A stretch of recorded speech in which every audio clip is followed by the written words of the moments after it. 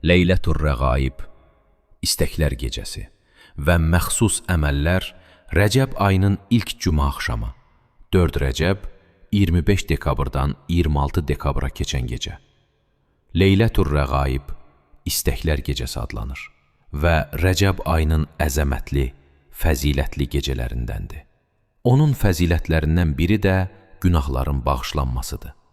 Hədislərə əsasən, həmin gecəyə məxsus əməlləri yerinə yetirən şəxsə çoxlu bərəkət və savablar əta olunar.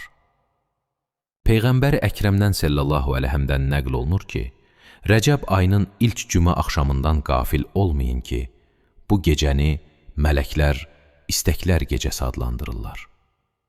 Rəcəb ayının ilk cümə axşamını ehya saxlamaq, dua, münacat və razniyazla məşğul olmağın, eləcə də həmin günü, cümə axşamı günü, 25 dekabr, oruc tutmağın fəzilət və savabı olduqca çoxdur.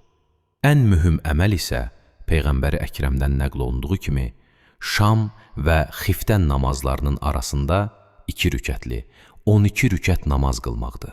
Belə ki, hər rükətdə Həmd surəsindən sonra 3 dəfə Qədr və 12 dəfə İxlas surələri deyilir və namazdan sonra aşağıdakı zikir 70 dəfə deyilir. Allahümmə səlli əla Muhammedinin nəbiyyil ummiyyi və ələ əlihi. Ondan sonra səcdəyə gedilir və səcdədə 70 dəfə bu zikir deyilir. Subbuhum quddus, Rabbul mələikəti və ruh.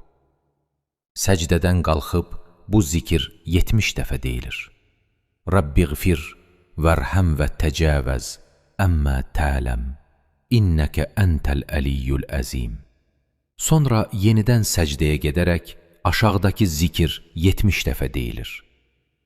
Subbuhum quddus, Rabbul mələikəti və ruh. Sonra Allah Taala'dan hacətlərin dilə gətirilməsi tövsiyə olunur.